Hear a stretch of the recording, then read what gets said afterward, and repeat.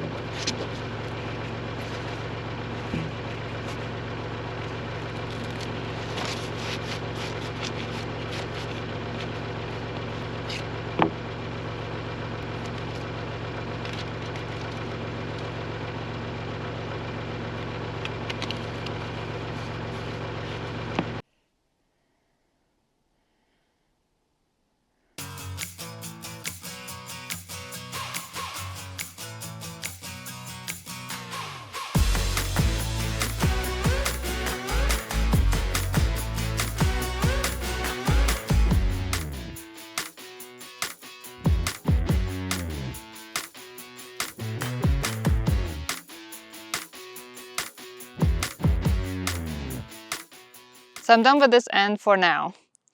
I left a gap here because this is the new impromptu conduit that we put in, and we'll have a post coming up there, but need to go to the store to get it. So for now I didn't want to backfill here so that I could still adjust the location of it. And the reason I put one layer of the foam board for now is just so that as the distance becomes longer, I wanted to make sure that it is still on top of the septic pipe. So now I'm going to do the other end.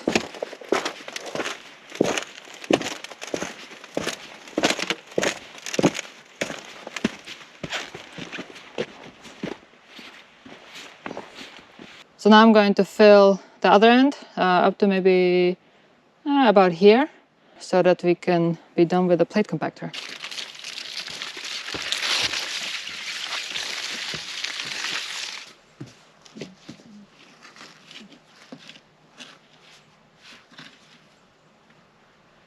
Actually, I realized I can't do this end because this is a network conduit, and this is going to go at the corner of the building, which is roughly here, like 4 feet from the sewer pipe to the corner building.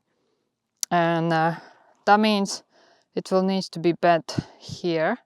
So if I put more sand on top of it, it's going to be too heavy and I won't be able to bend it. So I think that means I'll go back to doing this sandwich here, and I'll put more foam board on the other side, sand, and then the detectable tapes. And maybe I even can start backfilling it with some of the native material.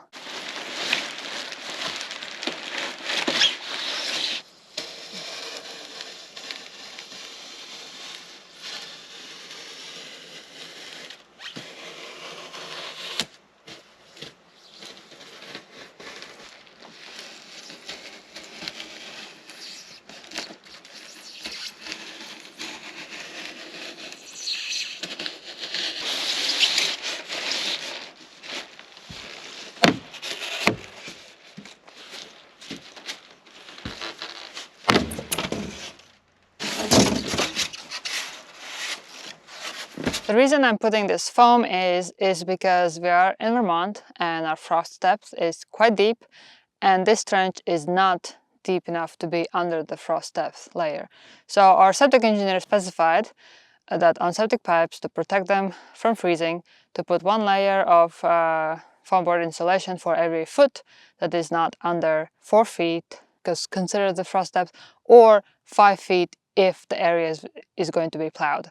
And this area is going to be plowed because some of it is driveway and some of it is just nice flat area, so we'll probably plow it in winter. Also, this area is not at the final depth because we don't have the kind of top finish layer surface of the driveway, which will be another like 4 to 6 inches. So for the first couple of winters, while we build the house and utility building, we need that kind of extra depth, and we're only going to put the finished kind of final surface after the house is built. Maybe in some places that's not under the driveway could be potentially be enough with 2 layers. We are playing it safe. I'm putting 3 layers, especially since in the beginning that's when we're going to be using this line the most, because the RV is going to be connected to it during the winters while we build. So we want to make sure that our septic doesn't freeze up. I don't particularly like all that foam, but that's what we need to do because it was prohibitively expensive to get the trenches and the septic system deep enough under the frost depth due to all the rock that we have on our property. So now the foam is in for this stretch. So now I'm going to put some sand on top of it because our fill is full with big rocks, and I don't want all those big rocks touching against the foam board directly and potentially making holes and so on.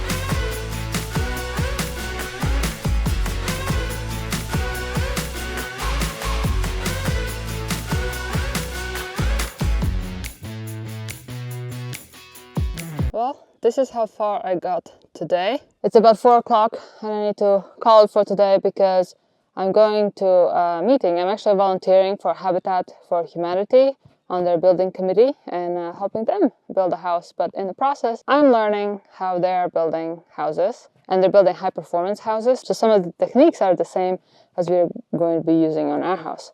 So that is another great way to learn other than from YouTube and from books.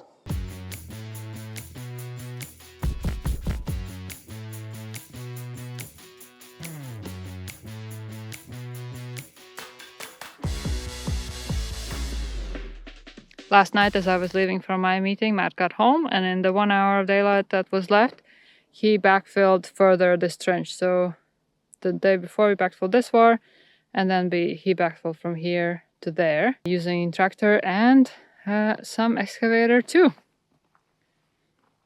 Now I'm going to finish putting sand on the foam board and further extending the detectable tape so that this section also can be backfilled. Matt is still at the Yestermorrow course. So yesterday, after I put more sand on the foam board and got it to the end here, he used the mini excavator and pushed this fill back into, and we have extra fill left, but we can move that with the tractor. And since Matt is still at the course at Yestermorrow, today was my turn to get the supplies.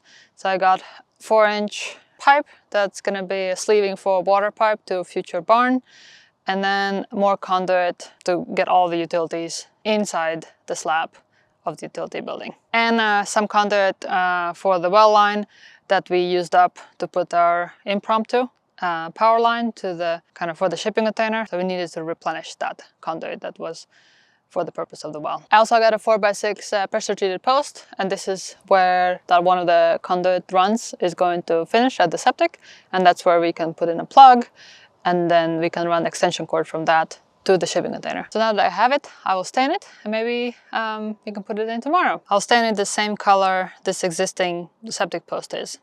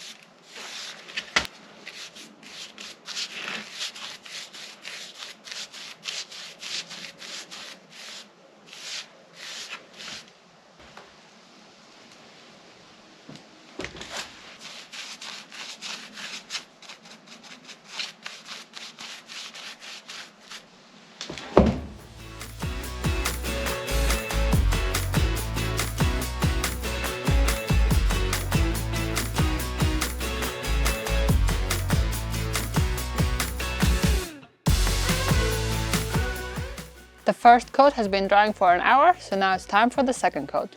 And what I'm using is semi-transparent waterproofing stain and sealer for decks.